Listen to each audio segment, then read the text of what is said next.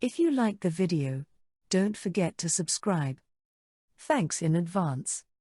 My Brother, by Rafael Novoa. I will never forgive my twin brother for abandoning me for a whole 7 minutes inside my mother's womb. He left me there alone, terrified of the dark, floating like an astronaut in that viscous liquid, listening to how on the other side they were kissing and adoring him. Those were the 7 longest minutes of my life, and which destined him to be the firstborn and my mother's favorite. After that, I would always make sure to leave places before Pablo.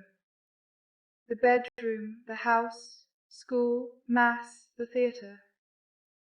Even if that meant missing the end of the movie. One day, I got distracted and my brother left the house before I did. And while he was watching me with his adorable smile, a car came by and hit him.